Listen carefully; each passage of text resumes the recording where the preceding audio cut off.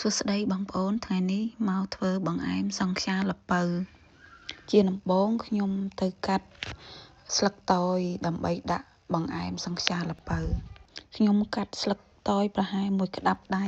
បន្ទាប់មកខ្ញុំយកទៅលាងទឹកសម្រាប់បងប្អូនដែលអត់មានបងប្អូនទិញក៏បាន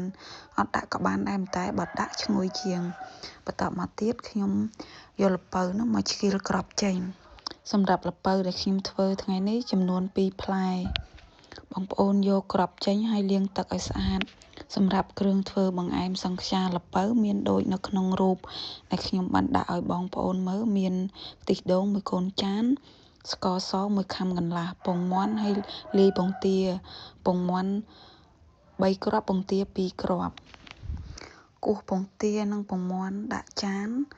បន្ទាប់មកយើងលាយច្បល់វាចូលគ្នាពីមុខហ្នឹងនឹងលាយវាកូរវាសព្វច្បល់ចូលគ្នាហើយយើងយកខ្ទិះដូងហ្នឹងខ្ញុំយកខ្ទិះដើមដែលខ្ញុំទិញពីផ្សារមកឲ្យគេដាក់ទឹកទេអញ្ចឹងខ្ញុំយកទឹកខ្ទិះដើមទេដើម្បីយកមកលាយជាមួយគ្នាហើយបន្ទាប់មកខ្ញុំដាក់ស្ករសចូលច្បល់ចូលគ្នាកូរវាសព្វហើយយើងថែមអំបិលហ្នឹងដើម្បីឲ្យវាមានរសជាតិដិតខ្លាំងជាងមុនហើយរសជាតិឆ្ងាញ់បន្ទាប់មកខ្ញុំដាក់ស្លឹកតើយដើម្បីច្របាច់ចូលដែរឲ្យវាមានរសជាតិឈ្ងុយហើយកាត់ឆ្អាបយើងច្របាច់ស្លឹកតើយហ្នឹងមើលទៅតើវាចេញជាតិបានរសជាតិឈ្ងុយហើយស្រង់វាចេញស្រង់ហើយខ្ញុំយកបងប្អូនយកកត្រងដែកមកដើម្បីត្រងពងមាន់នឹង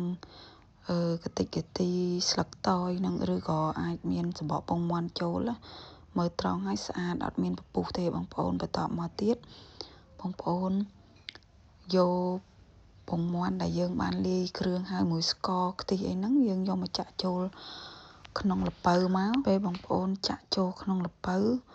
បងប្អូនកុំចាក់ពេញពេកដូចខ្ញុំដល់ពេលយើងចំហុយទៅវាសំផោរឡើងលើហ្មងសម្រាប់ការចំហុយបងប្អូនចំហុយ20នាទីបើសិនជាបងប្អូនឃើញថាអត់ទាន់ឆ្អិនយកសមទៅចាក់មើលខាងក្រោមបើនៅរាវបងប្អូនថែម5នាទីទៀតក៏បានដែរសម្រាប់ខ្ញុំដាក់ភ្លើងរៀងយូរបន្តិចដល់ពេលអញ្ចឹងឃើញល្ពៅវាប្រេះជា2រៀងជ្រុលបងប្អូនអាសាបើកមើលសម្រាប់ត្រង់កន្លែងនេះខ្ញុំដាក់ស្លឹកតើយចំហុយជាមួយដែរដើម្បីឲ្យវាឈ្ងុយ